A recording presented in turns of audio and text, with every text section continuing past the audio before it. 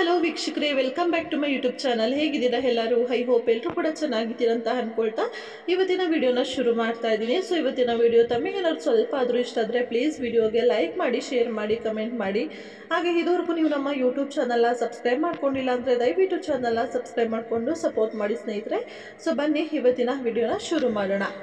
ಸುಳ್ಳಿಗೆ 1000 ಮಿತ್ರರು, ಆದರೆ ಸತ್ಯಕ್ಕೆ ಮಾತ್ರ ಎಲ್ಲರೂ ಶತ್ರುಗಳೇ.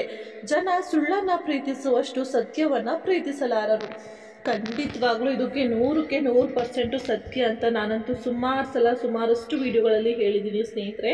ನೀವು ಯಾವುದೇ ಒಂದು ವಿಚಾರಗಳನ್ನು ತಗೊಳ್ಳಿ, ಅದು ಯಾವುದೇ ಸಂಬಂಧನೇ ಆಗ್ಬೋದು, ಸ್ನೇಹ, ಪ್ರೀತಿ, ವಿಶ್ವಾಸ ಎಲ್ಲೇ ಇರಬಹುದು. ಸುಳ್ಳನ್ನು ಎಷ್ಟು ಬೇಗ ನಂಬ್ತಾರೋ ಸತ್ಯನ ಅಷ್ಟು ಬೇಗ ಯಾರು ಕೂಡ ನಂಬಲ್ಲ. ಹಾಗೆ ಯಾರು ಸತ್ಯ ಹೇಳ್ತಾರಲ್ವ ಅವರನ್ನೇ ಕಳ್ಳರ ರೀತಿಯಲ್ಲಿ ನೋಡ್ತಾರೆ, ಆದರೆ ಅವರನ್ನೇ ತುಂಬಾ ಅನುಮಾನ ಪಡ್ತಾರೆ. ಆದರೆ ಯಾರು ಈ ಸುಳ್ಳನ್ನು ಹೇಳ್ತಾರೆ ಅಲ್ವಾ, ಸೊ ಅವ್ರನ್ನ ತುಂಬಾ ಒಳ್ಳೆಯವರಪ್ಪ ಇವರು ಅಂತ ಅಂದ್ಕೊಳ್ತಾರೆ. ಯಾಕಂದರೆ ಸುಳ್ಳನ್ನು ಹೇಳೋರು ಯಾರು ಕೂಡ ಡೌಟ್ ಬರೋ ರೀತಿ, ಹಾಗೆ ನಾನು ಸುಳ್ಳು ಹೇಳ್ತಾ ಇದ್ದೀನಿ ಅಂತ ತೋರಿಸ್ಕೊಳ್ಳೋ ರೀತಿಯಾಗಿ ಹೇಳೋದಿಲ್ಲ. ಯಾಕಂದರೆ ಸುಳ್ಳು ಹೇಳೋರು ಯಾವಾಗಲೂ ಕೂಡ ನಿಮ್ಮನ್ನು ನಂಬಿಸೋದಕ್ಕೆ ಏನೇನು ಪ್ರಯತ್ನಗಳನ್ನು ಮಾಡಬೇಕು, ಯಾವ ದಾರಿಯಲ್ಲಿ ಹೇಳಿದರೆ ನೀವು ಅದನ್ನು ನಂಬ್ತೀರಾ ಅಂತ ಹೇಳಿ ಚೆನ್ನಾಗಿ ಪ್ಲ್ಯಾನ್ ಮಾಡಿಕೊಂಡು ಅದೇ ರೀತಿಯಲ್ಲಿ ನಿಮ್ಮ ಹತ್ರ ಅವರು ಬಂದು ಮಾತಾಡ್ತಾರೆ. ಸೊ ಹಾಗಾಗಿ ಅದು ಸುಳ್ಳು ಅಂತ ಹೇಳಿ ಯಾವುದೇ ಕಾರಣಕ್ಕೂ ನಮಗೆ ಅನಿಸೋದಿಲ್ಲ. ಇನ್ನು ಕೆಲವೊಮ್ಮೆ ವಿಚಿತ್ರ ಏನಪ್ಪ ಅಂದರೆ ಆ ಸುಳ್ಳಿಂದ ನಮಗೆ ಎಷ್ಟೋ ಲಾಸ್ ಆಗ್ತಾ ಇರುತ್ತೆ. ಸೊ ನಾವು ಎಷ್ಟೋ ಸಂಬಂಧಗಳನ್ನು ಕೂಡ ದೂರ ಮಾಡ್ಕೊಳ್ತಾ ಇರ್ತೀವಿ, ಆದರೂ ಕೂಡ ಅದು ನಮ್ಮ ಗಮನಕ್ಕೆ ಬಂದೇ ಇರೋದಿಲ್ಲ.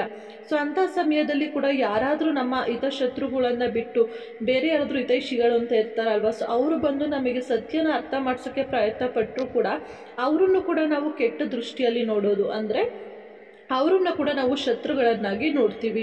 ನಮಗೆ ಗೊತ್ತಿರುತ್ತೆ ಅವ್ರು ನಮ್ಮ ಒಂದು ಹಿತೈಷಿಗಳೇ ಅಂತ, ಆದರೆ ಆ ಒಂದು ವಿಚಾರದಲ್ಲಿ ನಾವು ಅವ್ರನ್ನ ಹಿತಶತ್ರುಗಳು ಅನ್ನೋ ಒಂದು ಮನಸ್ಥಿತಿಯಲ್ಲಿ ನೋಡಿಬಿಡ್ತೀವಿ ಸ್ನೇಹಿತರೆ. ಯಾಕಪ್ಪ ಅಂದರೆ ಸುಳ್ಳು ಅನ್ನೋದು ನಮ್ಮನ್ನು ಅಷ್ಟರ ಮಟ್ಟಿಗೆ ಪೆದ್ರನ್ನಾಗಿ ಮಾಡಿರುತ್ತೆ ಅಂತಲೇ ಹೇಳ್ಬೋದು ಸ್ನೇಹಿತರೆ. ಬಟ್ ವಿಚಿತ್ರ ಏನಪ್ಪ ಅಂದರೆ ಸೊ ಇದು ನಮ್ಮ ಗಮನಕ್ಕೆ ಬರೋದಕ್ಕೆ ಕೆಲವೊಮ್ಮೆ ತುಂಬಾ ಸಮಯಗಳು ಆಗೋಗ್ಬಿಡುತ್ತೆ. ಅಂತಹ ಸಮಯದಲ್ಲಿ ನಾವು ಕೆಲವೊಂದಷ್ಟು ಸಂಬಂಧಗಳನ್ನು ದೂರ ಮಾಡ್ಕೊಂಡಿರ್ತೀವಿ, ಹಾಗೆ ಕೆಲವೊಂದು ಮಾತುಗಳನ್ನು ಕೂಡ ಕೇಳಿರ್ತೀವಿ ಸ್ನೇಹಿತರೆ. ಬಟ್ ಏನೂ ಮಾಡೋಕ್ಕಾಗಲ್ಲ.